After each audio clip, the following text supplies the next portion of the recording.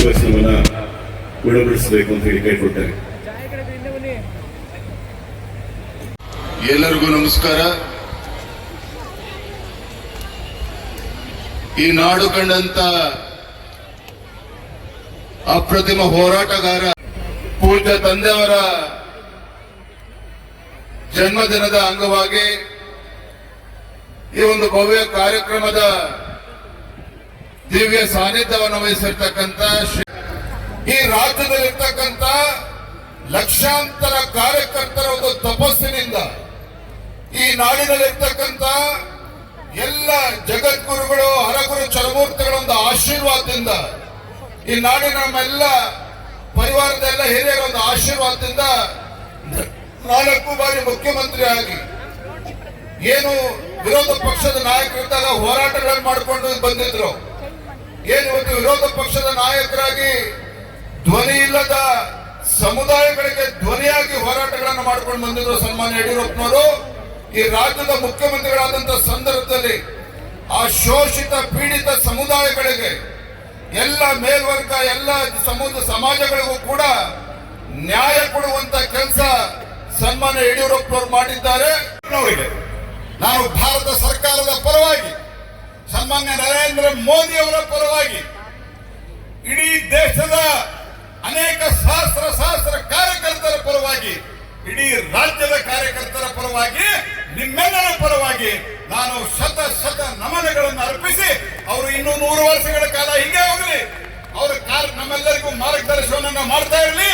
ಇವತ್ತಿಗೂ ಸಹಿತ ಯುವಕರು ನಾಚುವಂತೆ ಓಡಾಡುವಂತಹ ಒಂದು ವ್ಯಕ್ತಿತ್ವ ಇದ್ರೆ ಅದು ಯಡಿಯೂರಪ್ಪನವರು ಅಂತ ಹೇಳ್ತಾ, ನಮಗೆ ಶುಭವಾಗಲಿ ಸರ್, ನಮ್ಮ ಆಶೀರ್ವಾದ ನಮ್ಮೆಲ್ಲರ ಮೇಲೆ ಇರಲಿ ಅನ್ನುವಂತಹ ಮಾತನ್ನು ಹೇಳ್ತಾ, ಜೈ ಹಿಂದ್, ಜೈ ಕರ್ನಾಟಕ.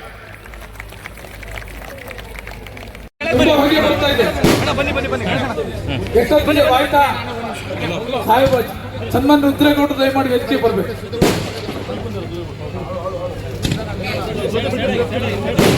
ಜ್ಯೋತಿ ಪ್ರಕಾಶ್ ಅವರು ರುದ್ರೇಗೌಡರು ದಯಮಾಡಿ ವೇದಿಕೆ ಬರಬೇಕು. ಪಟಾಕಿ ನಿಲ್ಲಿಸಿಬಿಡಿಸಬಹುದು. ತುಂಬ ದರ್ಶಕರಿಗೆ ತಗ್ತಾ ಇದೆ. ಪಟಾಕಿ ನಿಲ್ಲಿಸಿ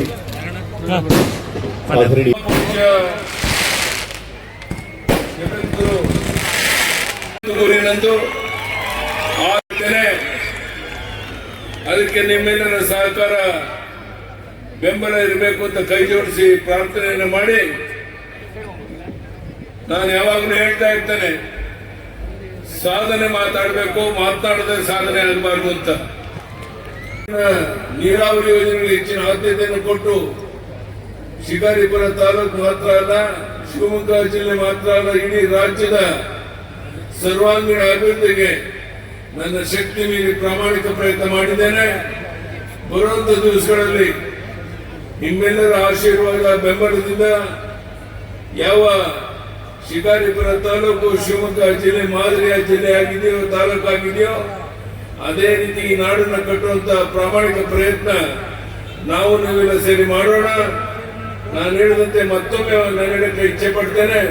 ನಂದು ಒಂದೇ ಒಂದು ಗುರಿ, ಯಾರು ತಪ್ಪು ತಿಳ್ಕೋಬಾರ್ದು. ನೀವೆಲ್ಲರೂ ಬೆಂಬಲ ಸಹಕಾರವನ್ನು ನೀಡಿದ್ರೆ ಕರ್ನಾಟಕ ರಾಜ್ಯದಲ್ಲಿ ಮತ್ತೊಮ್ಮೆ ನಮ್ಮ ಬಿಜೆಪಿಯ ಸರ್ಕಾರವನ್ನು ತಂದು ಈ ಒಂದು ಭ್ರಷ್ಟ ವ್ಯವಸ್ಥೆಯನ್ನು ಕಿತ್ತೊಗೆದು ಈ ನಾಡಿನ ರೈತ ನೆಮ್ಮದಿಯಿಂದ, ಗೌರವದಿಂದ, ಸ್ವಾಭಿಮಾನದ ಬಾಳಿ ಬರಲಿಕ್ಕೆ ಏನೇನು ಸಾಧ್ಯ ಇದೆಯೋ ಅದೆಲ್ಲವನ್ನು ಒಟ್ಟಾಗಿ ಸೇರಿ ಮಾಡೋಣ ಅನ್ನೋದು ಅದನ್ನು ಹೇಳ್ತಾ, ಈ ಅಪರೂಪದ ಒಂದು ಕಾರ್ಯಕ್ರಮದಲ್ಲಿ ಪ್ರಹ್ಲಾದ್ ಜೋಶಿ ಅವರು ಕೇಂದ್ರದ ಸಚಿವರು ಬಂದು ಅನೇಕ ವಿಷಯಗಳನ್ನು ಹೇಳಿದ್ದಾರೆ.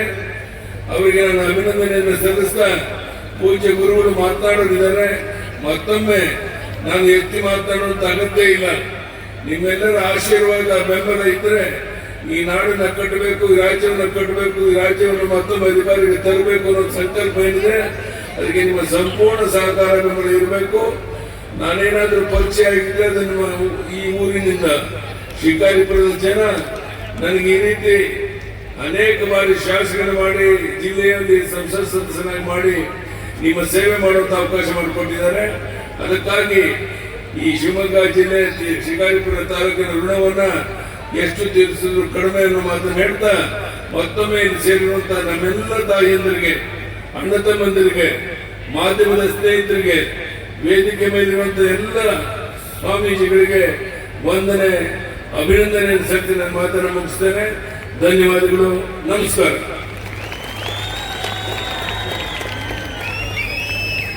ಯಡಿಯೂರಪ್ಪ ಸರ್ ಅವರಿಗೆ ಕೃತಜ್ಞತೆಗಳನ್ನ ಸಲ್ಲಿಸ್ತೇನೆ. ಈಗ